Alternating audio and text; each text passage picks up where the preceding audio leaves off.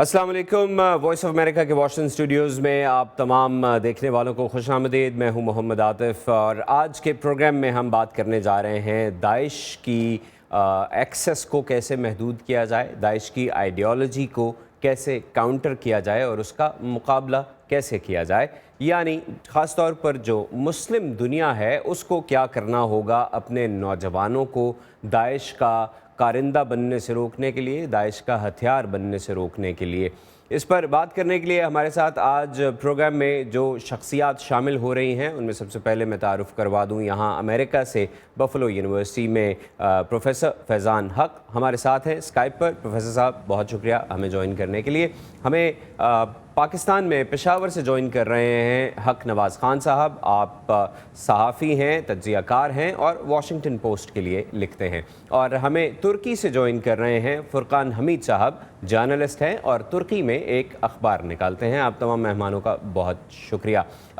सबसे पहले शुरू करना चाहता हूँ हक नवाज़ ख़ान साहब आपसे, क्योंकि पै दर पै हमले हो रहे हैं अफ़गानिस्तान में और पाकिस्तान में, और जिस तरह से देखा जा रहा था पाकिस्तानी अफवाज की कारकर्दगी को पाकिस्तान में इन तमाम बैंड आउटलेट्स के ख़िलाफ़ और अफ़गानिस्तान और पाकिस्तान के दरमियान एक राब्ता बहुत हमवार होता नज़र आ रहा था इस जद्दोजहद के लिए जो कि दोनों ममालिक कर रहे हैं दहशतगर्दी के ख़िलाफ़। ये पहले पाकिस्तानी कौंसलेट पर हमला, उसके बाद पाकिस्तान में एक पोलियो सेंटर पर हमला, और फिर आज ख़बरें आ रही हैं कि पेशावर में एक अफ़गान कौंसलेट में के रुकन के घर के बाहर फायरिंग हुई है। तो आप कैसे देखते हैं ये दाइश कैसे स्प्रेड कर रही है पाकिस्तान और अफ़गानिस्तान में? जहाँ तक दाइश जो है पाकिस्तान और अफ़गानिस्तान के हवाले से है, तो इसमें कोई शक नहीं कि काफ़ी इलाक़ों में, ख़ासकर जो अफ़गानिस्तान में अगर देखा जाए तो जो मशरक़ी इलाके हैं जो पाकिस्तान की सरहद के साथ लगती है, वहाँ पे दाइश की काफ़ी हद तक जड़ें मजबूत हो रही हैं। बल्कि कई जगहों पे उनके जो अफ़गान तालिबान है वो इलाके छोड़ के या वहाँ पे उनको भी मुश्किलात है। अफ़गानिस्तान के साथ चूँकि हमारे कबायली इलाके लगते हैं जहाँ पे पिछले कोई 1.5 साल से ज़रब-ए-अज़ब के नाम से जारी ऑपरेशन है, और साथ में खैबर एजेंसी में भी कुछ ऑपरेशंस पाक फ़ौज ने करवाए। अब ये है कि जहाँ तक बज़ाहिर तो पाकिस्तान में ये कहा जा रहा है, आला हुकाम ये कह रहे हैं कि जी दाइश का कोई इतना बड़ा ख़तरा नहीं है, न ही कोई ऑर्गेनाइज तरीके से अभी तक दाइश पाकिस्तान में को देखा जा रहा है। लेकिन जो वाक़यात देखें पिछले कोई मेरे ख़्याल में 1.5 साल से, जहाँ ज़रब-ए-अज़ब का जितना अरसा है, तो साथ में देखें पंजाब के जनूबी पंजाब, बल्कि लाहौर, पेशावर और पेशावर के जो मुज़ाफ़ाती इलाके हैं, बल्कि इस्लामाबाद तक हालिया दिनों में यहीं जो इस्लामाबाद में कहा जा रहा है कि दाइश के अमीर आमिर मंसूर को इस्लामाबाद में गिरफ़्तार किया गया। तो इन हमलों को भी देखे अफ़गानिस्तान में जो पाकिस्तान की कौंसलेट पे जो हमला हुआ, जहाँ पे 7 बंदों के मारे जाने के बारे में, और इनकी ज़िम्मेदारी भी दाइश खुरासान ने कबूल की है। अभी तक तंजीमी लिहाज से मसाइल जो मैं देखता हूँ दाइश उसी तरह मतलब इफ़ेक्टिव नहीं है, लेकिन उनके हम ख्याल वो लोग जो इस फ़लसफ़े को आगे जारी रखना चाहते हैं, जो जहाद का फ़लसफ़ा है, जो वजह क्या है ये जो तंजीमें दाइश के साथ जाकर मिल रही हैं, और ये जो इस्लामाबाद के कौंसलेट का हमला है इसमें 2 मुख्तलिफ ग्रुप्स ने ज़िम्मेदारी कबूल की। तो एक तो पहले ज़रा ये बताइए कि ये क्या बात हुई कि 2 मुख्तलिफ ग्रुप्स ने ज़िम्मेदारी कबूल की, और फिर ये ग्रुप्स जो कि दाइश के साथ जाके मिल रहे हैं इनके मकासद क्या हैं दाइश के साथ मिलने के लिए? क्योंकि पहले तो ये अपने आप को तालिबान कहलवाते थे, पहले इनकी जद्दोजहद पाकिस्तान और अफ़गानिस्तान में थी, और अब ये एक ऐसी तंजीम के साथ जुड़ रहे हैं जो कि पूरी दुनिया में इस्लामी खिलाफत कायम करने की दावेदार है। असल में अगर तालिबान की फ़िलासफ़ी के देखें, अफ़गान तालिबान और पाकिस्तानी तालिबान, तो बज़ाहिर तो कई अरसे से ये आपस में कहते थे कि एक ही सोच के लोग हैं और एक ही जद्दोजहद के लोग हैं। लेकिन अभी आहिस्ता आहिस्ता चीज़ें थोड़ी सी पाकिस्तानी तालिबान के हवाले से, इससे पहले भी ऐसे वाक़यात सामने आए थे कि उसमें कुछ लोग ऐसे थे या कुछ ग्रोह ऐसे थे, क्योंकि पाकिस्तानी तालिबान भी कोई 2006-07 में जब 30-35 छोटे छोटे ग्रुप बन गए, तो उन्होंने पाकिस्तानी तालिबान या तहरीकी तालिबान पाकिस्तान की बुनियाद रखी बैतुल्लाह महसूद के ज़माने में। اب یہ ہے کہ ان میں سے کچھ لوگ ایسے تھے کہ جن کا ایجنڈا یہ نہیں ہے کہ وہ پاکستان، افغانستان یا قبائلی علاقوں یا افغانستان تک محدود رہے. تو افغان طالبان کا جو ایک ابھی تک جہاں ہم دیکھ رہے ہیں تو ابھی تک افغانستان سے باہر کوئی پچھلے خاص کر جو 13-14 سال یا 15 سال کی جو وہاں پہ ایک لڑائی میں وہ حصہ لے رہے ہیں تو افغانستان سے باہر وہ کسی کارروائی کا حصہ نہیں رہے ہیں. دوسری طرف داعش کا ایجنڈا دیکھیں تو داعش اپنے آپ کو اسلامی خلافت کے نام سے دنیا میں روشناس کرا رہی ہے اور لوگوں کو یہ پیغام یہ دے رہے ہیں کہ ہم جو ہے پوری دنیا میں خلافت قائم کریں گے اور یہ نہیں ہے کہ ہم کسی خاص علاقے یا عرب تک یا شام تک وہاں پہ محدود رہیں گے. تو یہاں پہ جس طرح کچھ تنظیمیں ہیں پاکستان میں جو کشمیر میں پہلے یا ہندوستان کے خلاف برسر پیکار تھی یا افغانستان میں ماضی میں انہوں نے کچھ کارروائیاں کی تھی اور پاکستان کی حکومت اس وقت چونکہ پالیسی یا مجبوری یا جو بھی تھی تو اس طرح ان کے خلاف کارروائی نہیں ہوئی. تو لیکن اب کر رہی ہے. اب مسئلہ یہ ہے کہ چونکہ جو پچھلے 1.5 سال میں جو ضرب عضب کا یا جو اس کے کہہ رہے ہیں کہ ہم نے اتنی کامیابیاں حاصل کر رہی اور اس کامیابی کے باوجود اگر کچھ ایسے گروہ کچھ ایسے حالات اور واقعات نہیں رک رہے ہیں تو لوگ بھی سوال اٹھاتے ہیں. تو اسی وجہ سے حکومت کے پاس بھی کوئی چارہ نہیں ہے. یعنی حکومت تمام گروپس کے خلاف اس طرح سے کارروائیاں نہیں کر رہی جیسی کہ ایک مخصوص علاقے میں کی جا رہی ہیں, یعنی باقی علاقوں پر ابھی اس طرح سے فوکس نہیں ہے. بالکل. جی حق نواز صاحب, میں واپس آپ کے پاس آتا ہوں. Let me go to Istanbul, Turkey, جہاں پر ہمارے ساتھ فرقان حمید صاحب ہیں. فرقان صاحب, استنبول میں آپ موجود ہیں. یہاں بھی ایک دھماکہ, ابھی خودکش دھماکہ استنبول کے ہسٹورک سکوائر میں ہوا جس میں 15 لوگوں کی جانیں چلی گئیں, جن میں زیادہ تعداد جرمنز کی تھی. استنبول کا ایک اپنا ماحول ہے, اس کی ایک اپنی تاریخ ہے, اس کا جو اسلامک ہسٹری ہے اس کے اندر بھی اس کا ایک اپنا مقام ہے. ترکی کو اسلامی ملک, ترقی پسند اسلامی ملک ایک آئیڈیل کے طور پر دیکھتے ہیں کیونکہ ترکی باقی اسلامی دنیا سے مختلف رہا ہے ہمیشہ. آپ یہ بتائیے کہ ترکی کے اندر اس وقت سب سے پہلے تو یہ کہ داعش کی کتنا خطرہ موجود ہے, اور ایک ترقی پسند ملک, ایک نسبتاً پڑھا لکھا ملک, ایک ایسا ملک جو کہ اپنے آپ کو یورپ کے ساتھ جوڑنا چاہتا ہے, وہاں کے نوجوان داعش کو کیسے دیکھتے ہیں؟ اور ساتھ ساتھ سوال ذرا لمبا ہو رہا ہے لیکن یہ بھی فرمائیے کہ سرحد ملتی ہے چونکہ ترکی کی اور شام کی, اور داعش شام سے بیٹھ کے اور عراق سے بیٹھ کے آپریٹ کر رہی ہے, تو یہ کیسا چیلنج ہے, ایک ملٹی ڈائمینشنل چیلنج ہے ترک حکومت کے لیے, آپ کیسے دیکھتے ہیں اس کی پالیسی کو؟ سب سے پہلے یہ بتا دوں کہ عام طور پر یہ کہا جا رہا ہے کہ ترکی کی اس وقت جو ہے وہ ایک جماعت اسلامی کی حکومت ہے, یعنی پاکستان کی جماعت اسلامی اور ترکی میں جو جسٹس اینڈ ڈیولپمنٹ ہے اس کو ایک جماعت اسلامی سمجھا جاتا ہے. حالانکہ دونوں جماعتوں میں زمین آسمان کا فرق ہے. یہ ایک لبرل حکومت ہے, یعنی رجب طیب ایردوان کی یا وزیر اعظم احمد داوودولو کی. ایک لحاظ سے اس کو کہا جا سکتا ہے کہ جدید اور ڈیموکریسی پر مبنی ایک حکومت جس کا جماعت اسلامی سے کسی قسم سے بھی موازنہ نہیں کیا جا سکتا, جو بہت فرق ہے. یعنی یہاں پہ داعش کا, اور یہ کہا جائے کہ داعش کا جو ہے یورپ کی طرف سے الزامات لگائے جاتے رہے, یعنی کہ ترکی جو ہے وہ داعش کی حمایت کرتا چلا آ رہا ہے. ایسی کوئی بات نہیں, ترکی نے کبھی بھی داعش کی حمایت نہیں کی, بلکہ اس کی شروع میں آپ نے دیکھا ہوگا کہ ترکی نے شام کے صدر بشار الاسد کو ہمیشہ یہ تلقین کیا ہے کہ وہ آپ جو جمہوری اصلاحات متعارف کروائیں تاکہ سلسلہ جو ہے وہ چلتا رہے. دونوں ممالک جو ہیں لبرل حکومتیں ہیں, دونوں ممالک مل کے آگے چل سکتے ہیں, اور مشرق وسطیٰ میں بھی جو ہے وہ لبرل حکومتیں جو بنائی جا سکتی ہیں. لیکن ترکی کی پالیسی شامی حکومت کے لیے اور بشار الاسد کی حکومت کے لیے ترکی کی پالیسی کیا اس راستے میں ایک رکاوٹ نہیں ہے داعش سے نمٹنے کے راستے میں؟ ہاں, اس وقت کہہ سکتے ہیں. اس وقت جو ہے بشار الاسد اور ایردوان کے سامنے جو ہے دونوں جو ہیں ایک دوسرے کے بالکل مرد مقابل ہیں, ایک دوسرے کے آمنے سامنے ہیں. لیکن شروع میں جو ہے وہ ایردوان نے اور بشار الاسد نے ایک دوسرے کی بڑی ہیلپ کی تھی, ایک دوسرے کے ساتھ تھے. لیکن اب حالات چینج ہو گئے ہیں اور دونوں چاہتے تو یہی ہے کہ اس کو داعش کو یا دولت اسلامیہ کو ختم کیا جائے. لیکن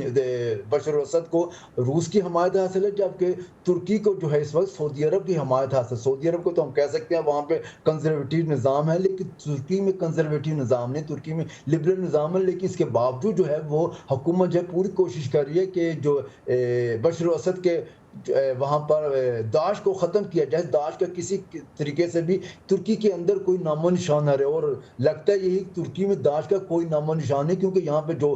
مدرسے وغیرہ موجود ہیں وہ مدرسے بھی حکومت کے کنٹرول کے تحت ہی کام کرتے ہیں. پاکستان کی طرح یا کسی اور عرب کنٹری کی طرح وہاں پہ مدرسے جو ہے بے لگام نہیں, یعنی حکومت کا پوری طرح نظر ہے. اور جدید نظام ہے, یعنی اسلامی نظام سکھانے کے ساتھ ساتھ جدید نظام بھی یہاں پر سکھایا جا رہا ہے. اس لیے یہ نہیں کہا جا سکتا کہ ترک لوگ جو ہیں وہ بڑے جو ہے وہ کنزرویٹو ہو گئے ہیں, اسلام پسند ہو گئے ہیں. اسلام دونوں عرب کنٹریز کے اور ترکی کے اسلام میں زمین آسمان کا فرق ہے. ترک جو ہے آپ دیکھ سکتے ہیں کہ جدید لباس پہنے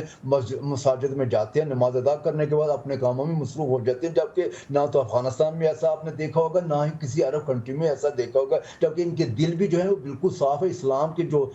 اسلام کی جو صحیح روح ہے اس کے تحت جو ہے یہ اس کی عبادت کرتے ہیں, نہ کہ طالبان کی طرح, نہ کہ داعش کی طرح. جی میں واپس بھی آپ کے پاس آؤں گا. فی الحال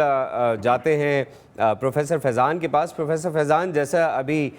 فرقان حمید صاحب نے کہا جی کہ ترکی میں جو اسلام پریکٹس کیا جاتا ہے وہ کنزرویٹو نہیں ہے, وہ عرب ممالک یا پاکستان یا افغانستان کی طرح نہیں ہے, اس لیے ترکی پر حملے تو ہو رہے ہیں لیکن ترک نوجوان داعش میں شامل نہیں ہوں گے. آپ کیا سمجھتے ہیں, کیا ترکی کو ماڈل بنانا چاہیے باقی اسلامی ملکوں کو, اور کیسے کاؤنٹر کریں ہم داعش کی آئیڈیالوجی کو؟ جی, سب سے پہلے تمام دیکھنے اور سننے والے بہن بھائیوں کو بہت سلام, دعا اور پیار, اللہ تعالیٰ ان کو اپنی ایمان میں رکھے. جو ترکی کا جو ملک ہے وہ یقیناً ایک جس طرح پاکستان ہے اور عراق ہے, ایران ہے, اس کی ایک منفرد تاریخ ہے, وہ ایک منفرد اس کی تہذیبی آئیڈینٹی ہے, اس کی شناخت ہے, اور وہ اس کے تنازع میں اس کے بیک گراؤنڈ میں ان کو ہمیں دیکھنا چاہیے. تو اس میں ہم یہ گارنٹی نہیں کر سکتے کہ ترکی کے نوجوان جو ہیں وہ اس سے امیون ہیں یا وہ اس سے متاثر نہیں ہوں گے, کہ کیونکہ جو نظریاتی دفاع ہے مسلمانوں کی ریاستوں کا وہ اتنا مضبوط نہیں ہے. اور یقیناً ریاستیں مضبوط ہوتی ہیں, ان کے پاس سسٹمز ہوتے ہیں, آرمی ہوتی ہے, پولیس ہوتی ہے, لیکن ایک نظریاتی بنیاد ہونی چاہیے. اب وہ اگر نظریاتی بنیاد کی کمی ہے تو چاہے وہ کتنا ہی پروگریسو ملک ہو, چاہے وہ ترکی ہو, پاکستان ہو, کچھ ہو, وہ اگر نظریاتی بنیاد ہمارے پاس نہیں ہے ان کو فائٹ کرنے کے لیے, ان کے ساتھ مقابلہ کرنے کے لیے, اور یہ وہ کمزوری ہے جس کو مسلمان, بہرحال میرا اپنا یہ خیال ہے کہ اس کو خاطر خواہ طریقے سے اس کو یہ کاؤنٹر نہیں کر سکے. اور ابھی تک ہمارے علماء,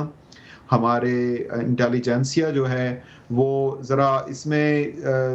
تھوڑی سی تذبذب کا شکار ہے. اور جو تذبذب ہے وہ اس لحاظ سے آ رہا ہے کہ دولت اسلامیہ عراق و شام, جو داعش کا لفظ جو بنتا ہے جی, وہ اس جو پریڈکشنز ہیں ہمارے مذاہب میں, ابراہیمک مذاہب میں جو پریڈکشنز ہیں کہ جب اینڈ آف دا ٹائم ہوگا, قیامت قریب ہوگی تو کیا کیا ہوگا, جو جنگیں ہوں گی تو کیا ہوگا, وہ ان کو کہتے ہیں کہ وہ ایک کتاب بھی اس سلسلے میں لکھی گئی جس کو کہتے ہیں فورسنگ گاڈز ہینڈز, کہ ایکسپیڈائٹ کر دیا جائے اس پروسیس کو. اور اس میں جو یہ ایکسٹریمزم کی آگ ہے یہ دونوں طرف ہے برابر لگی ہوئی, جس میں ایک طرف جو کرسچن رائٹ ہے وہ بھی چاہتا ہے کہ اس جنگ کو انٹینسیفائی کیا جائے, اور جو مسلمان ایکسٹریمسٹ ہیں وہ بھی چاہتے ہیں کہ اس جنگ کی شدت میں اضافہ کیا جائے, چاہے اس میں انسانیت گھل جائے یا ریاستیں پھونک جائیں,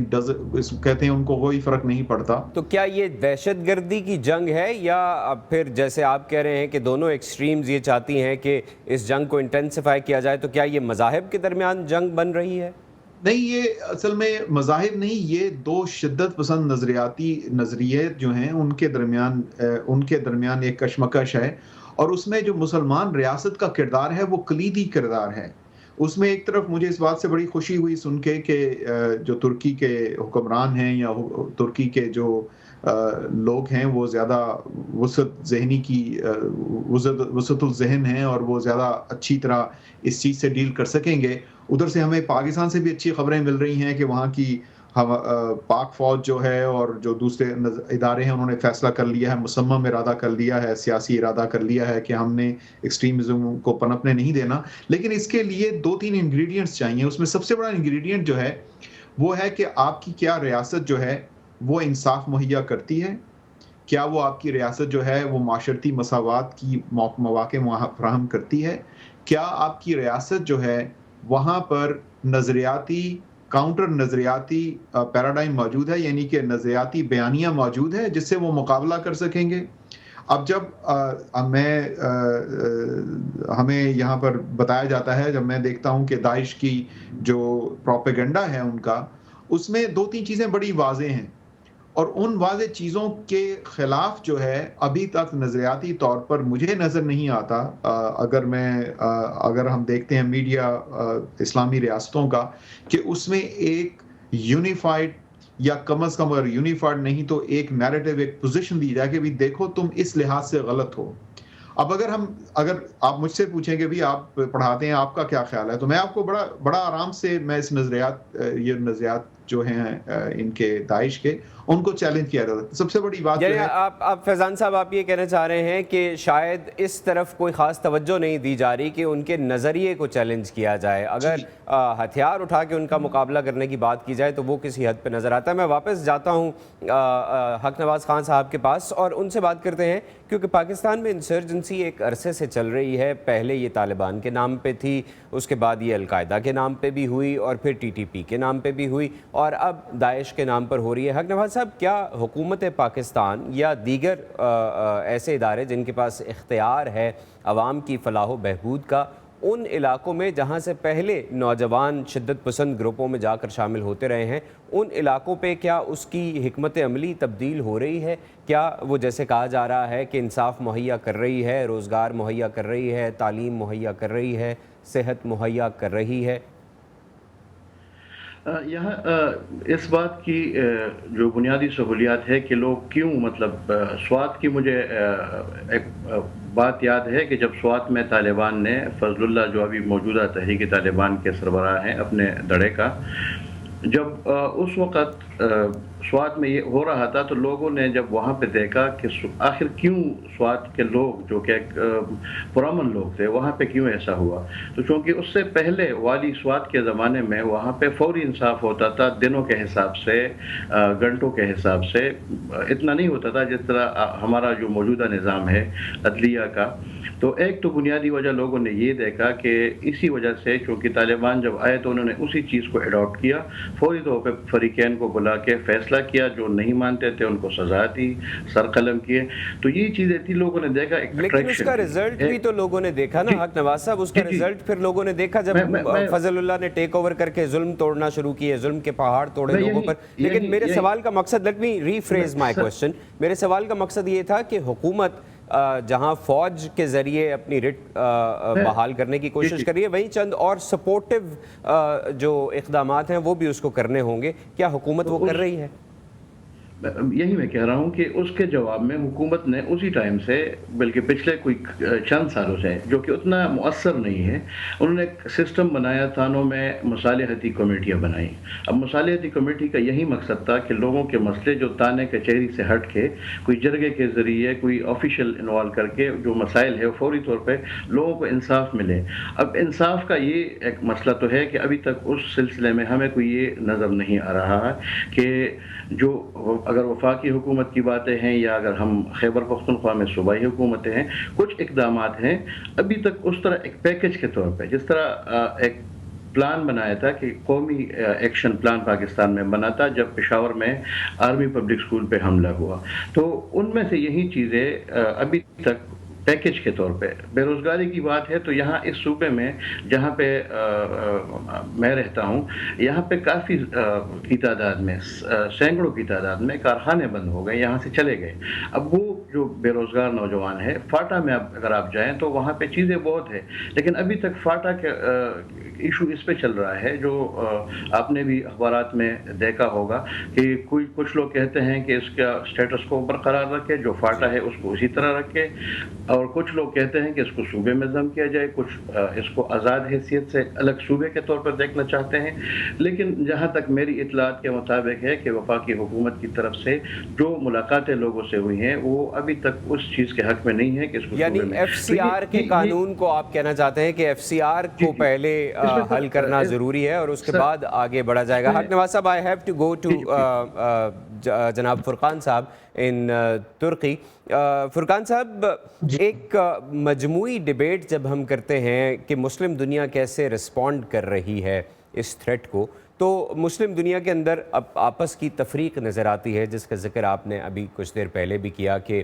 ترکی اور سعودی عرب ایک طرف کھڑے ہیں جبکہ روس, ایران اور شام ایک طرف کھڑے ہیں. عراق میں بھی یہ مسئلہ موجود ہے. امریکہ اس مسئلے میں ایک یہ کہہ لیجئے کہ ایک ایسی طاقت کے طور پر آ کر ساتھ دیتا ہے جو کہ ہر طرح کی سپورٹ دینے کے لیے موجود ہے. لیکن یورپ امریکہ کے کردار کو نکال کے صرف اسلامی دنیا کے کردار کو دیکھا جائے تو آپ کیا سمجھتے ہیں کہ وہ کیسے رسپونڈ کر رہے ہیں اس چیلنج کو؟ دیکھا تو اسلامی ممالک کی طرف سے ابھی تک صحیح طریقے سے رسپانس نہیں ملا اور نہ ملنے کی کوئی توقع لگ رہی ہے. وہ کہا یہ سکتا ہے جب تک ان ایجوکیشن سسٹم جو ہے وہ چینج نہیں کیا جائے گا, ان ممالک کی طرف سے جو خاص طور پر اسلامی ممالک کی طرف سے جو تعلیم جو ہے وہ مذہبی تعلیم جو ہے وہ بہتر نہیں کی جائے گی, حالات بہتر نہیں ہو سکتے. یہ ایسا سلسلہ آئندہ بھی چلتا رہے گا. ترکی کی طرف تعلیم جو ہے وہ مذہبی تعلیم جو جدید تعلیم کے ساتھ ساتھ دینے کی ضرورت ہے تاکہ حالات پر قابو پایا جا سکے. صرف اسی طریقے سے جو ہے اسلامی ممالک جو ہے وہ آگے بڑھ سکتے ہیں. یعنی ایک طرف مذہبی تعلیم دی جائے اور ساتھ ہی ساتھ نے دیکھا ہوگا رجب طیب ایردوان ایک عام مدرسے سے فارغ التحصیل ہے, لیکن ساتھ ہی ساتھ انہوں نے جدید تعلیم بھی حاصل کی ہے, فارغ التحصیل ہوئے یونیورسٹی سے, اور اسی وجہ سے ان کا جو ہے نظام جو ہے وہ آگے بڑھا ہے. اسی طریقے سے اسی طرح کا نظام جو ہے وہ باقی اسلامی ممالک میں بھی اگر لاگو کیا جائے تو پھر کچھ رسپانس جو ہے وہ مل سکتا ہے, آگے سے کچھ نہ کچھ میجرمنٹس لیتے ہوئے اس طرح آگے بڑھا جا سکتا ہے. فیضان حق صاحب, ایک طرف تو اسلامی ممالک ہیں, ان کا جسٹس سسٹم ہے, سوشل سسٹم ہے, تعلیمی نظام ہے, یوتھ کے پاس اتنی اپرچونٹیز نہیں ہیں, لیکن پھر ہم ساتھ یہ بھی دیکھتے ہیں کہ ویسٹ سے وہ تمام لوگ جو کہ پریویلیجڈ کلاس سمجھے جانے چاہیے ہیں ایسٹ کے سٹینڈرڈز کے حساب سے, جن کے پاس صحت کی تمام سہولیات موجود ہیں, اکانومی ان کو سپورٹ کرتی ہے, جابز ان کو ملتی ہیں, تعلیم ان کو ملتی ہے, اچھی زندگیاں گزار رہے ہیں. اور خاص طور پر یہ کیلیفورنیا میں تاشفین ملک اور ان کے شوہر کی زندگی کو ہی دیکھ لیا جائے, دونوں پڑھے لکھے تھے, اچھی زندگی گزار رہے تھے. تو یہ ویسٹ میں جو مسلم یوتھ ریڈیکلائز ہو رہی ہے اور ISIS کے ساتھ اپنے آپ کو جا کے ملا رہی ہے, اس کی پھر کیا وجہ ہے اگر ہم صرف معیشت کو, تعلیم کو, بہتر زندگی کو قصوروار ٹھہراتے ہیں؟ جی بہت اچھا سوال کیا آپ نے. جو میں بات کر رہا تھا اس کا جو تیسرا حصہ جس کے بارے میں بات کرنا چاہ رہا تھا وہ یہ ہے کہ جو ایک تو اسلامی ریاست کا کردار ہے, اس کے بعد کسی بھی ریاست کا جو کردار ہے وہ کیسا ہے. ہم یہ دیکھتے ہیں کہ یقیناً جو کیلیفورنیا میں ہوا ایک بہت بڑی ٹریجڈی تھی, لیکن اگر آپ دیکھیں تو امریکہ کا جو ٹریک ریکڈ ہے, یہ نہیں کہ میں امریکہ کی تعریف کر رہا ہوں بے وجہ, لیکن جو امریکہ کا ٹریک ریکڈ ہے ریڈیکلائزیشن کا, وہ یورپین جو کنٹریز ہیں, جو یورپ کے ممالک ہیں, ان سے بہت بہتر ہے. اور اس کی وجہ یہ ہے کہ آپ کو ایک آدھا پاگل تو کہیں بھی مل جائے گا, کچھ لوگ تو آپ کو مل جائیں گے. ظاہر ہے اگر 5 سے لے کے 10 ملین تک کا دعویٰ ہے کہ یہاں پہ امریکہ میں مسلمان ہیں, تو ایک آدھا تو پکڑنے میں آپ کو, اور یہ ایک ایسا حملہ تھا, یہ نہیں کہ ہم کہہ سکتے کہ ایک بہت بڑی سازش تھی, ایک لوکلائز چیز تھی. لیکن میں اس کو ڈسکاؤنٹ نہیں کر رہا, لیکن میں آپ کو اس کو اسکیل پہ لا کر دیکھنے کی کوشش کر رہا ہوں. لیکن ہم دیکھتے ہیں کہ یورپ سے ہزاروں لوگ گئے ہیں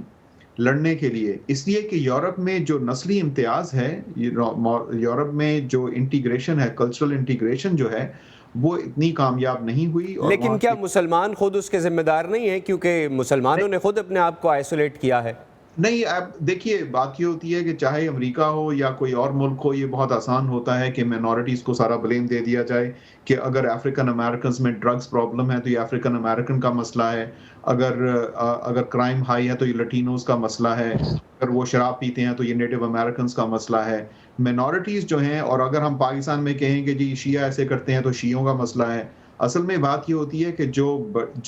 جو معاشرہ ہوتا ہے وہ مینورٹیز کو کیسے ٹریٹ کرتا ہے، ان کو کیسے انٹیگریٹ کرتا ہے. اور امریکہ اور کینیڈا کی مثال بہت بہتر مثال ہے یورپین کنٹریز کے حساب سے، کیونکہ ہم لوگوں نے یہاں پر امریکہ اور کینیڈا میں وہ لگیج نہیں تھا کولونیلزم کا جو نو آبادیاتی نظام تھا. لیکن میں آپ کو ایک بات کوئکلی کہنا چاہ رہا ہوں، وہ بات پھر رہ جائے گی. وہ یہ ہے کہ ہمارے ہاں مذہب کے جو پرچار کرنے والے تھے یا نظریاتی تھے، انہوں نے ایک چیز مائنس کر دی مذہب کے معاشرتی اس سے ایکویشن سے، اور اس کو کہتے ہیں کریٹو یا تخلیقی جو تہذیب ہے اس کا جو کنٹریبیوشن ہوتا ہے. جیسے ہم پاکستان میں ہمارے ہاں نذیر اکبر آبادی ہیں، ہمارے ہاں وہ ہیں بلے شاہ ہیں، ہمارے ہاں عبداللطیف بھٹائی ہیں، اس قسم کے لوگ جنہوں نے مذہب کو کشن دیا زبان کا، ایکسپریشن کا اور کریٹو میڈیا کا، اور جس کی وجہ سے اس کو مذہب کو سمجھنے میں اور ہضم کرنے میں آسانی ہوئی. جب یہ لوگ مغرب میں آئے تو انہوں نے سوچا،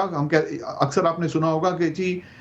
کلچر کو چھوڑیں، یہ تو کلچرل چیزیں ہیں، کلچرل چیزوں کو نکالیں، صرف مذہب پر غوریں. اب وہ جو را مذہب ہم فیڈ کرتے رہے ہیں اپنے نوجوانوں کو، اس کے ساتھ کوئی معاشرتی کشن نہیں تھا جس کو کلچرل کشن کہتے ہیں. اچھا، مذہب جب مختلف معاشروں میں جاتا ہے تو ہر معاشرہ اپنے حساب سے اس میں ایڈجسٹمنٹس بھی کرتا ہے، اور یہی سوال میں لے کے جا رہا ہوں حق نواز صاحب کی طرف. حق نواز صاحب، پاکستان میں مذہب کو ہر کسی نے اپنی سوچ کے مطابق ڈھالنے کی کوشش کی ہے، اپنے گولز کے مطابق ڈھالنے کی کوشش کی ہے، اور یہ مسئلہ آج بھی جاری ہے پاکستان میں. کیا پاکستان اس طرف بھی کچھ فوکس کر رہا ہے کہ مذہب کو ایک طرح سے اس کی اصل حیثیت میں ڈیفائن کیا جائے، اور یہ جو گروپس اس کو اپنے لیے استعمال کرتے ہیں اس سے کیسے کاؤنٹر کیا جائے؟ اس بارے میں ابھی تک جو کسی وقت میں کچھ دیکھا گیا تھا، لیکن ابھی جو میں دیکھ رہا ہوں کوئی انٹیگریٹڈ یا کوئی ایک جامع پروگرام نظر نہیں آ رہا ہے. کسی زمانے میں طالبان کے خلاف کچھ لوگ یا اس دہشت گردی کے خلاف کچھ علماء نے آگے بڑھ کے بات بھی کی تھی، لیکن پھر وہی بات آتی ہے تقسیم در تقسیم کی. کوئی وہابی ہے، اہل حدیث ہے، کوئی دیوبندی ہے، کوئی بریلوی ہے، کوئی اہل تشیع ہے. جس طرح آج پشاور میں ہم نے دیکھا سعودی عرب کے حق میں ایک مظاہرہ کیا گیا،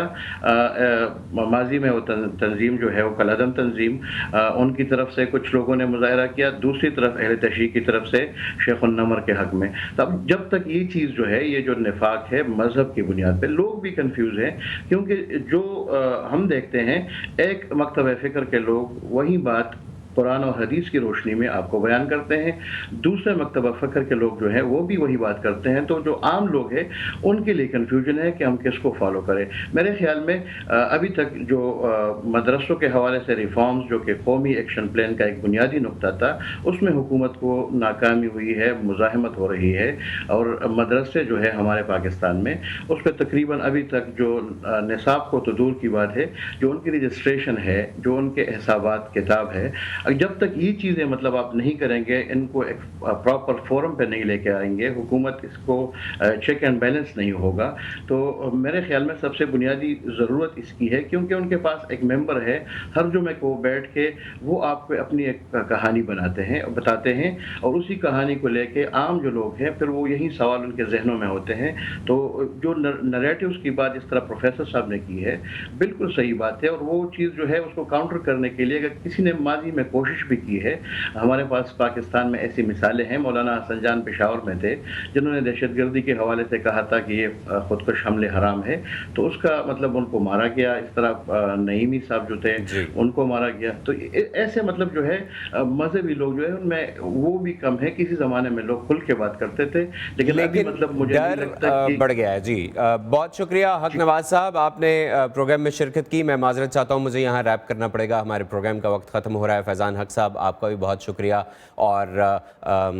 فرقان صاحب آپ کا بھی بہت شکریہ. آپ تینوں مہمانوں نے ہمارے پروگرام میں بہت ہی سیر حاصل گفتگو کی. دہشت گردی کا مقابلہ کرنا ایک ملٹی ڈائمینشنل چیلنج ہے، اور اس چیلنج سے نمٹنے کے لیے ان تمام ایریاز کو دیکھنا ہوگا جہاں پر حکومت کو اقدامات کرنے کی ضرورت ہے، معاشرے کو آنے کی ضرورت ہے. محمد عاطف کو اجازت دیجیے، اللہ حافظ.